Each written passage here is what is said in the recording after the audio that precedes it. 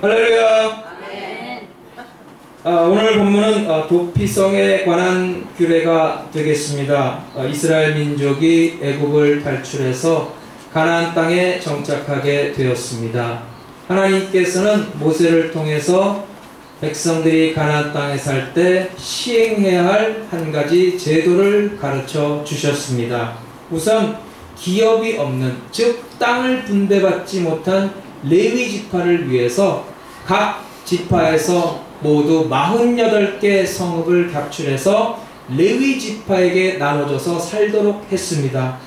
그러니까 각 지파는 자기들이 분배받은 땅에서 살게 되는 것이고, 레위 지파는 각 지파 가운데 흩어져서 살게 되는 것입니다.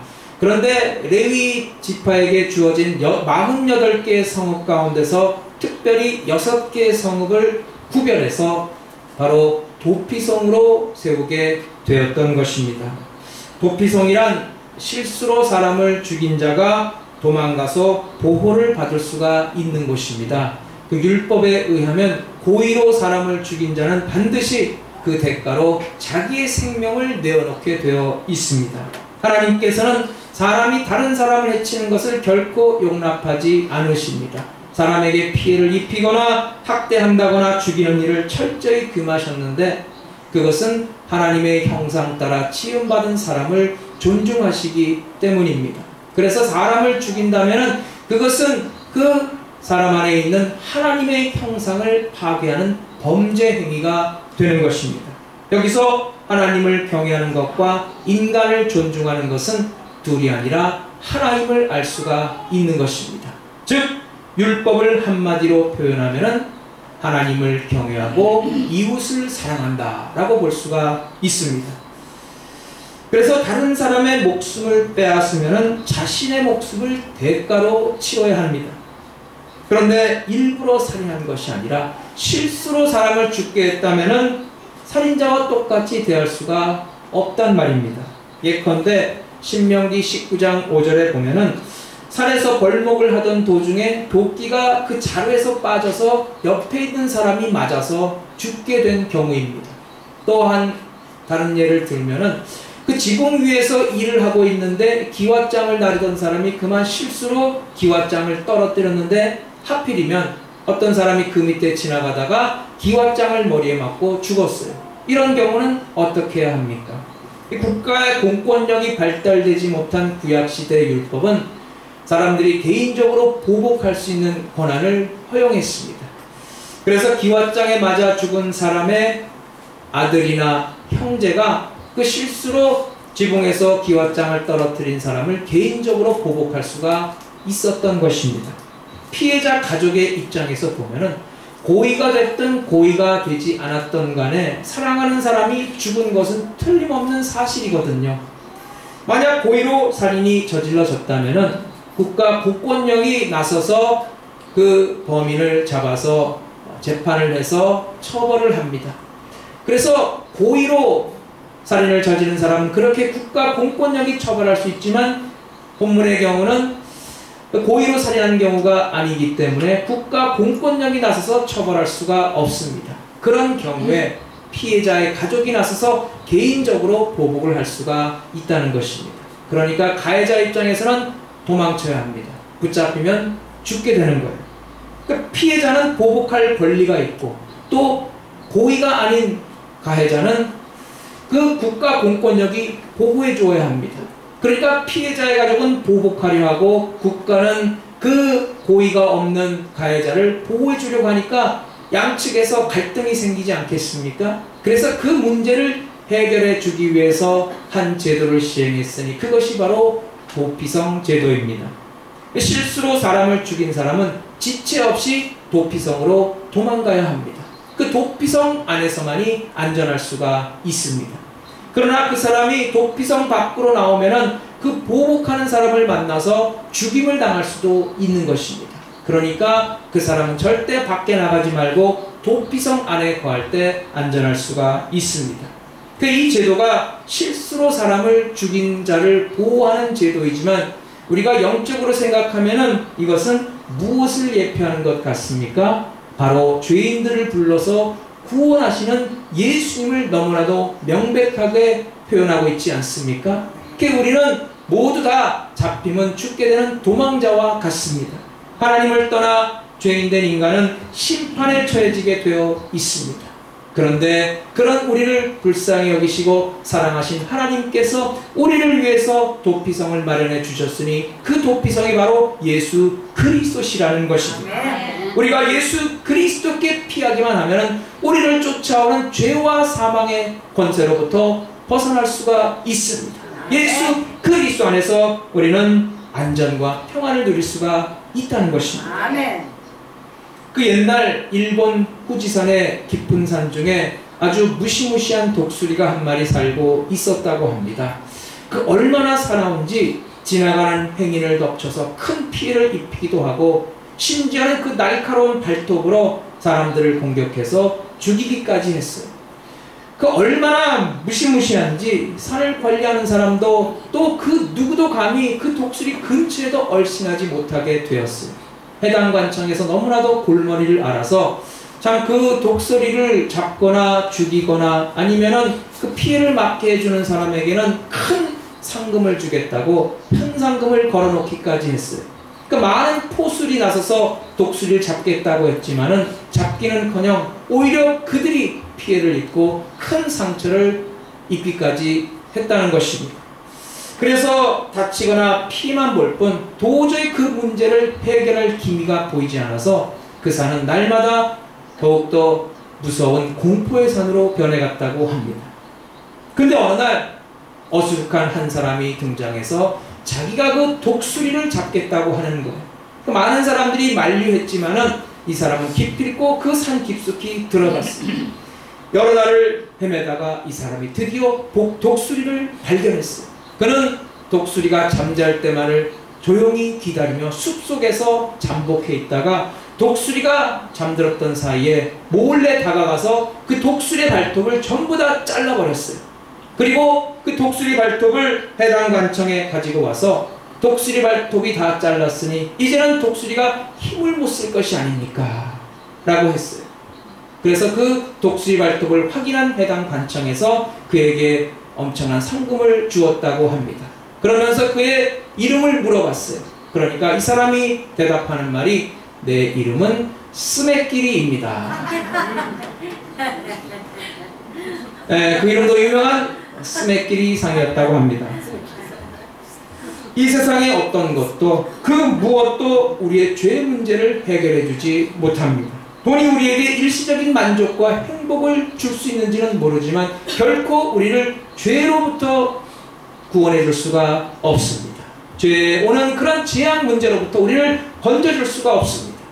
선행과 도덕이 아름답고 고상한 것이지만 결코 우리의 죄 문제를 해결해 줄 수가 없습니다. 바닷속 멀리 도망친다 할지라도 그 죽음의 소나기에서 벗어날 수가 없습니다. 그러나 후지산의 독수리 문제가 아무리 심각했다 해도 결국은 스메끼리라고 하는 해결사가 있었듯이 우리의 인류의 죄 문제가 아무리 심각하다 할지라도 그 문제를 해결해 주신 분이 따로 있다는 것입니다. 바로 인류의 죄 문제를 해결하시사 십자가에 달려 죽으시고 부활하신 우리 구주 예수 그리스도인 줄로 믿습니다. 오늘 본문을 통해서 도피성의 영적인 의미가 무엇인가 살펴보며 함께 은혜를 나누시겠습니다. 첫째로 도피성 제도의 의미입니다. 하나님께서 도피성을 두신 목적은 오늘 본문 11절로 12절에 나와 있습니다. 너희를 위하여 성읍을 도피성으로 정하여 그릇 살인한 자로 그리로 피하게 하라.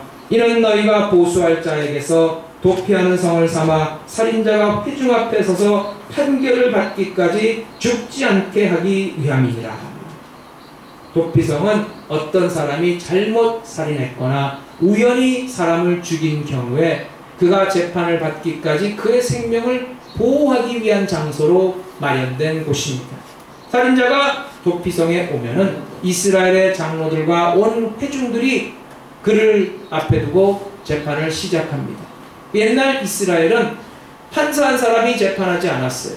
회중들과 장로들이 함께 모여서 대심원을 구성해서 그 사건을 듣고 판결을 내리도록 되어 있습니다. 이스라엘의 장로와 회중들이 배심원이 되어서 살인사건을 재판할 때 고의적인 살인자인지 아니면 과실치사자인지를 분별해 내는 것입니다. 16절에 보면은 그 기준이 제시되어 있어요. 만일 철련장으로 사람을 쳐 죽이면 이는 고살한 자니 그 고살자를 반드시 죽일 것이요 만일 사람을 죽일 만한 돌을 손에 들고 사람을 쳐 죽이면 이는 고살한 자니 그 고살자를 반드시 죽일 것이요 만일 사람을 죽일 만한 나무 연장을 손에 들고 사람을 쳐 죽이면 이는 고살한 자니 그 고살자를 반드시 죽일 것이니라. 그 고의적인 살인의 기준은 나무 연장이나 돌 연장이나 철 연장을 들었을 경우 혹은 맨손이라도 원한과 분노를 가지고 사람을 고의로 밀어뜨렸거나 아니면은 무엇을 던져서 그를 죽게 했을 경우입니다. 그런 사람은 도피성에 들어오더라도 재판을 거쳐서 유죄가 판결이 되면은 끌어내서 사형을 실행하도록 되어 있었습니다. 하지만 22절 이하에 보면은 원한 없이 우연히 사람을 밀치거나 기회를 엿봄이 없이 무엇을 던지거나 보지 못하고 사람을 죽일 만한 돌을 던져서 죽였다 하자 이는 원한도 없고 해하려 한 것도 아닌즉 회중이 친자와 피를 보수하는 자 간에 이 규례대로 판결하며 피를 보수하는 자의 손에서 살인자를 건져내어 그가 피하였던 도피성으로 돌려보낼 것이요. 사람이 원한이 없거나 우연히 기회를 엿봄 없이 죽였다는 것은 예컨대 본문에 나와 있듯이 장난으로 돌을 던졌는데 그 돌에 재수없게 한 사람이 맞아 죽었다는 경우입니다. 이런 경우는 고의적인 살인이 아니기 때문에 도피성 안으로 들여보내서 도피성 안에서 살게 한다는 것입니다. 근데 어떻게 보면은 도피성 안에 산다는 것도 일종의 형벌입니다. 왜냐하면 도피성 밖으로 나와서 다른 곳에 가서 살 수가 없으니까 도피성 안에만 갇혀있는 셈이니까 징역살이와 같다고 볼 수가 있습니다. 만약 다른 곳으로 나갔다가 보복하는 자를 만나서 죽임을 당할 수가 있기 때문에 그 사람은 항상 이 도피성 안에서만 살아야 합니다. 그렇다면 언제까지 도피성 안에 살아야 합니까? 사건이 일어난 당시에 제사장이 살아있는데 그 사람이 죽기까지 그 도피성 안에 살아야 합니다. 그러니까 사건이 일어날 당시에 제사장이 살아있었는데 그 제사장이 1년 만에 죽는다면 이 사람은 1년 만에 도피성 바깥으로 나올 수가 있는 것이고 그 제사장이 아주 무병장수하고 건강해서 한 30-40년을 산다면 이 사람은 도피성 안에서 30-40년을 살아야 하는 것입니다. 그러니까 도피성 안에 있는 사람의 기도는 자연히 대제사장님이 빨리 돌아가게 주시옵소서 라고 기도를 하게 될 것입니다. 그렇다면 대제사장이 죽어야 도피성 안에 있는 사람이 해방된다는 것은 무엇을 상징합니까? 여기에 바로 놀라운 구원의 상징이 담겨져 있습니다. 대제사장은 사람들에게는 하나님을 대신하는 것이고 또한 하나님에게는 사람들을 대신하는 것입니다. 그러므로 대제사장의 죽음은 바로 도망자의 죽음으로 간주됩니다. 예수 그리스도가 죽으심으로 우리의 구원이 성취되는 것을 완벽하게 예표하고 있는 것입니다. 아멘. 대제사장이 죽음으로 말미암아 그 안에 있는 사람은 완전한 구원, 완전한 자유를 누리게 되기 때문입니다. 아멘. 그래서 히브리서 기자는 예수님을 우리의 대제사장이라고 했습니다. 우리의 대제사장이신 예수 그리스도께서 우리를 죄와 사망의 권세에서 영원히 건져 주셨다는 것입니다. 아멘. 이 도피성은 레위 성읍에 소속되어 있습니다. 여호수아가 가나안 땅을 점령한 후에 12지파에게 땅을 분배합니다. 그런데 말씀드렸듯이 레위 지파는 땅을 분배받지 못했어요. 그래서 하나님께서 모세에게 명한 대로 땅을 많이 분배받은 사람은 땅을 많이 내고 그리고 땅을 적게 분배받은 사람은 적게 내서 이 레위인들을 위해서 48개의 성읍을 마련해 주었습니다. 그 중에서 6개의 성을 하나님께서 도피성으로 지정해 주셨는데 요단강 동편의 3개, 요단강 서편의 3개, 도합 6개를 이 제사장의 성읍으로서 도피성으로 마련해 주셨습니다. 그러니까 도피성은 제사장의 성읍이에요. 그러면 하나님께서 제사장들과 레위인들에게 이렇게 억울한 입장에 있는 사람들을 지켜주고 보호할 것을 명하셨던 것입니다. 오늘날 교회도 상심한 사람, 낙심한 사람, 좌절한 사람, 억울한 사람, 죄로 인해 고통당한 사람이 몰려오게 되어 있는 것입니다. 하나님의 은혜와 사죄의 은총을 갈망하는 사람들이 하나님 앞에 나와서 그 은혜를 누리게 되어 있는 것입니다. 주 예수 그리스도로 말미암아 그 안에서 참된 자유와 해방을 얻고 구원의 감격을 누리게 되는 것입니다. 또한 도피성은 접근하기 쉬운 곳에 마련되어야 합니다. 그러니까 어디서든지 쉽게 갈 수 있는 곳에 도피성을 세워야 한다는 거예요. 신명기 19장 3절 이하에 보면은 도피성으로 가는 도로를 잘 닦아놓으라고 했어요. 그리고 중간에 강이 있으면 다리도 놓으라고 했어요. 뿐만 아니라 겨울이 지나면 도로가 망가질 수가 있기 때문에 봄이 되면 장로들로 하여금 그 도로를 정비하고 망가진 것은 다시 수리하도록 지시했어요. 만약 삼거리가 나오게 되면 삼거리 중간에 큰 표지판을 세워서 어느 방향이 도피성인지 사람들로 잘 알 수 있도록 그 표지판을 세우도록 했다는 것입니다. 또한 가는 길이 너무 멀지 않도록 하라고 했어요. 만약에 도피성이 마우이에 있는데 그 도피성이 있는 위치가 하나예요. 그러면 라하이나에서 죄를 지은 사람이 하나까지 도망치려면 너무나 멀리 가니까 중간에 보복하는 사람에게 붙잡혀서 죽을 수도 있다는 것입니다. 그렇기 때문에 최소한 반나절 이내에 도착할 수 있는 가까운 곳에 도피성을 두라고 말씀하고 있습니다. 그러니까 지금도 복음을 듣지 못해서 예수님을 알지 못하는 사람들이 지구촌 세계 곳곳에 있습니다. 이 세상에서 누구나 예수님의 소문을 듣고 예수님의 은혜 가운데 나올 수 있도록 도피성을 소개하고 그리로 인도하는 것이 먼저 구원받은 우리 성도들의 의무라는 것입니다.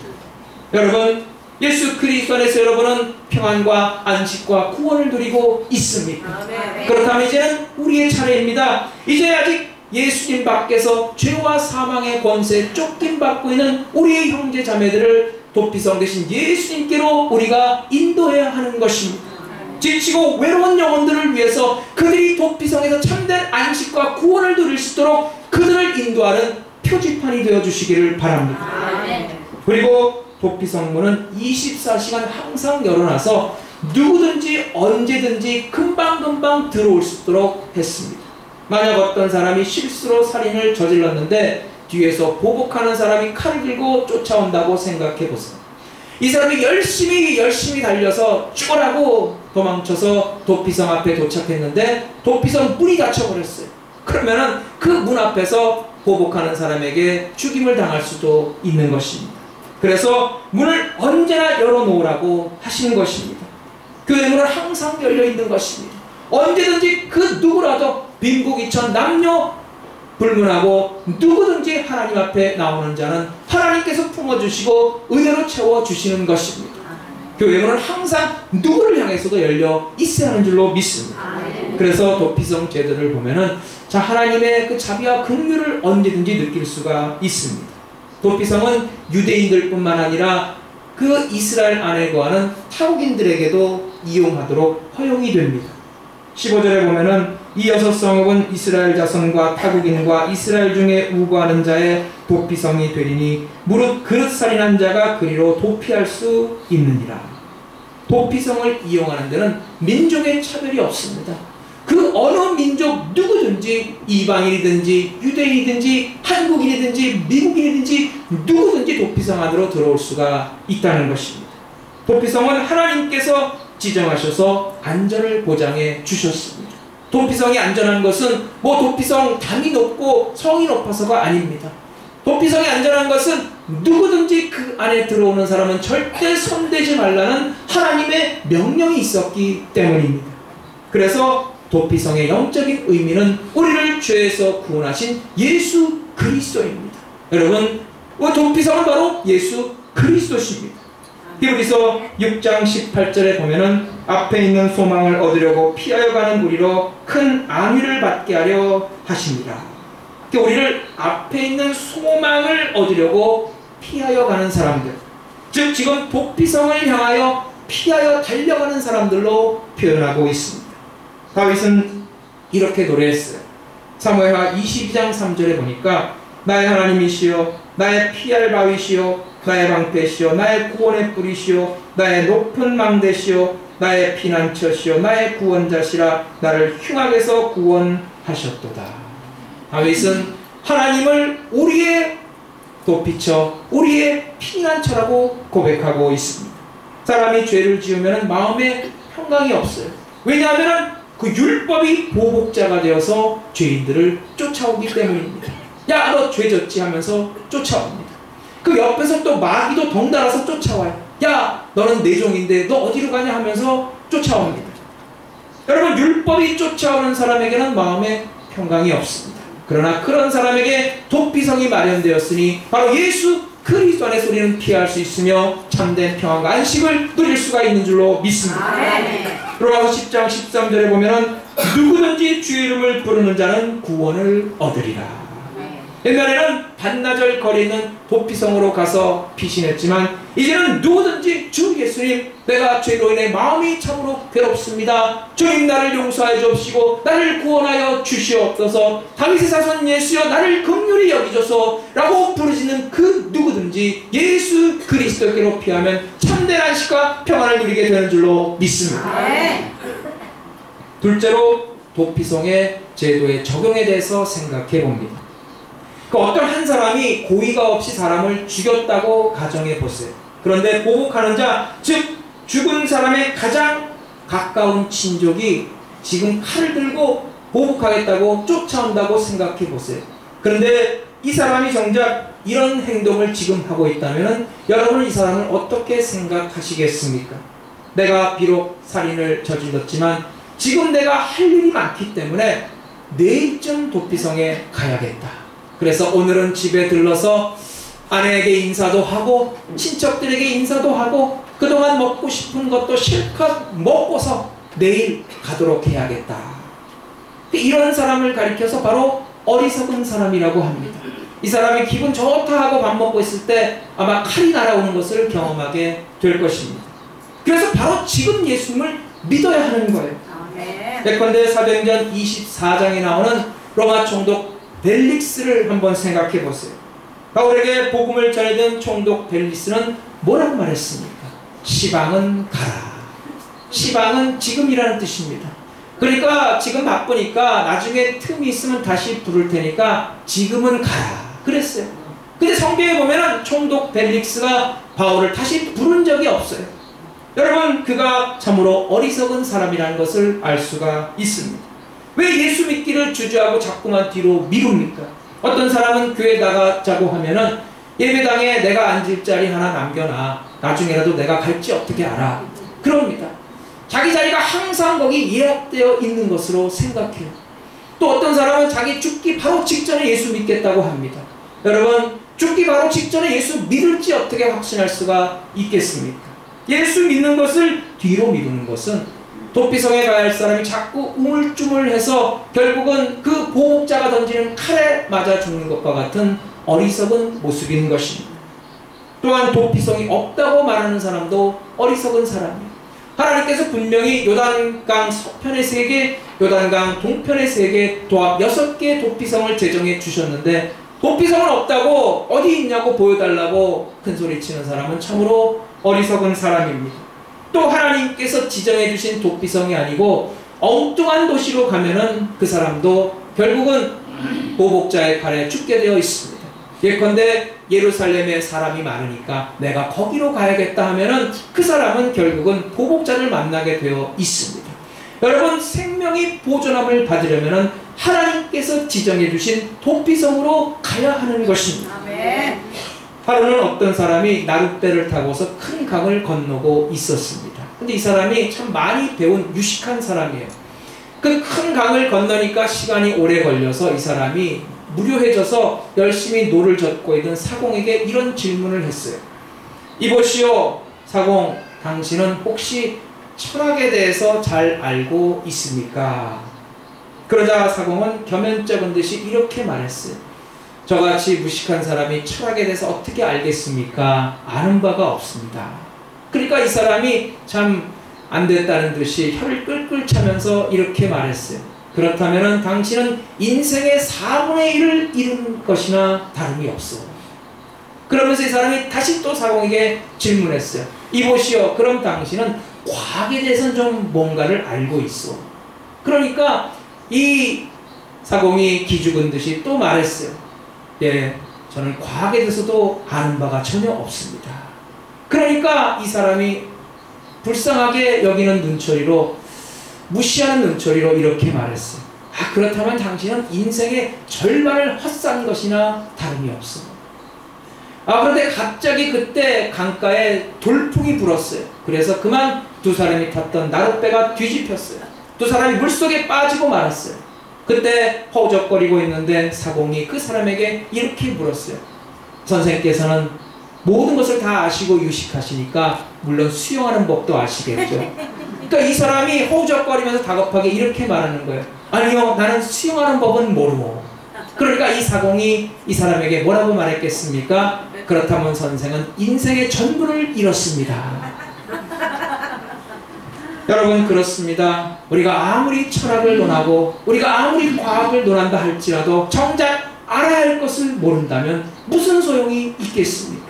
우리가 세상에서 모든 것을 다 누리고 산다 할지라도 정작 우리를 생명으로 인도하는 길을 가지 않는다면 우리 인생이 무슨 의미가 있겠습니까? 여러분, 저는 부처도 훌륭한 사람이라고 생각합니다. 그러나 그는 절대 도피성은 아닙니다. 저는 마호메트도 훌륭한 정치가요, 종교 지도자라고 생각합니다. 그러나 그는 절대 도피성이 될 수가 없습니다. 공자나 맹자도 아주 똑똑한 학자가 틀림이 없습니다.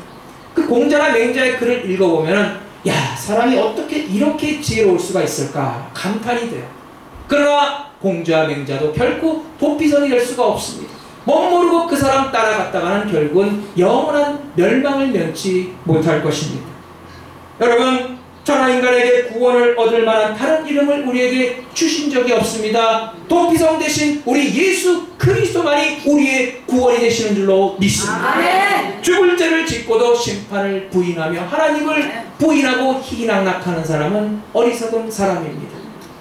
지금 당장 도피성으로 피신해함에도 불구하고 내가 무슨 죄가 있습니까? 목에 칼이 들어왔는데도 심판이 어디 있습니까? 헛소리 마세요라고 단전을 피우는 사람도 어리석은 사람입니다. 도끼가 이미 그 뿌리에 놓여져 있는데도 내일 죽을지니 오늘 먹고 마시고 즐기자 하는 사람들도 참으로 어리석은 사람입니다. 사랑하는 여러분, 지금 우리 교회 안에는 도피성이 세워져 있습니다. 그 도피성은 우리 구주 예수 그리스도십니다. 예수님이 친히 우리의 도피성이 되시고 우리의 제사장이 되어주셔서 우리를 보호하고 계십니다. 여러분, 그 도피성 대신 예수 그리스도 안에 거하시기를 바랍니다. 아멘. 그럴 때 우리는 참된 구원과 평안과 위로와 안전을 누리게 되는 줄로 믿습니다. 아멘. 도피성은 불쌍히 여기는 성입니다. 불쌍히 여김으로써 죽어야 할 죄인이 구원을 얻게 되었습니다. 우리가 하나님의 불쌍히 여김을 받았기 때문에 새 생명을 누리게 되었습니다. 이것을 믿는다면 우리는 서로를 불쌍히 여기며 살아가야 할 사람들인 것입니다. 우리가 용서를 받았으니까 이제는 우리가 용서를 베풀며 살아야 합니다. 예수님은 그 보혈의 피로 우리를 구원해 주셨습니다. 하나님의 긍휼히 여기심으로 우리를 사망에서 생명으로 옮겨 주셨습니다. 그러므로 우리의 도피성 대신 예수님만을 바라보며 살아가시기를 바랍니다.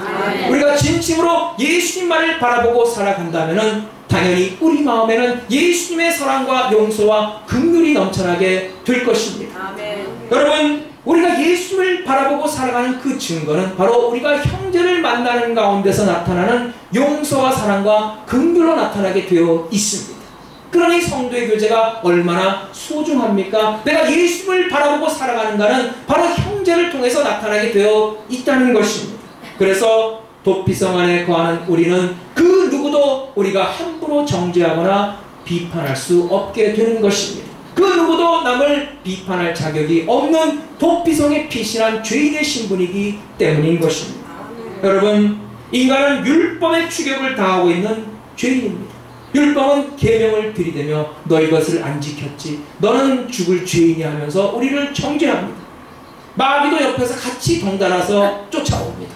우리를 넘어뜨리려고 자기의 길로 가서 함께 망하자고 물귀신 잡던들 우리를 잡아당깁니다. 여러분, 그러나 두려워하지 말고 우리의 도피성 대신 예수 그리스도 안으로 들어가시기를 바랍니다. 도피성 안으로 들어오지 않으면 보복자에게 붙잡혀서 죽임당할 수가 있습니다. 죽음의 영원한 멸망의 길로 빠져들어갈 수가 있습니다. 도피성 대신 예수 그리스도 안으로 들어오지 않으면 영원한 지옥 형벌을 받게 되어 있다는 것입니다.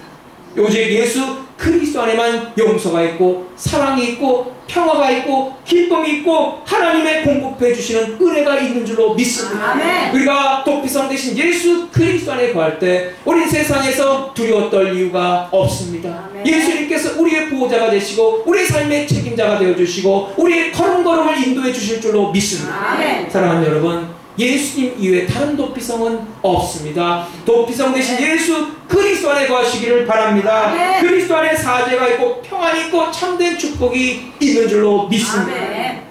또한 도피성 바깥에 있는 사람들, 지금도 죄인으로서 어디로 가야 할지 알지 못해 방황하는 많은 우리 형제 자매들을 하나님의 은혜 가운데 도피성 대신 예수 그리스도께 인도하는 아름다운 사명을 감당하시기를 바랍니다. 아멘. 이 시간에 우리 모두 예수 그리스도, 우리의 도피성 대신 예수 그리스도 가운데 영원토록 거하기를 소망하며 주 안에서 기쁨으로 그 사명을 감당하시기를 주의 이름으로 축원합니다. 아멘.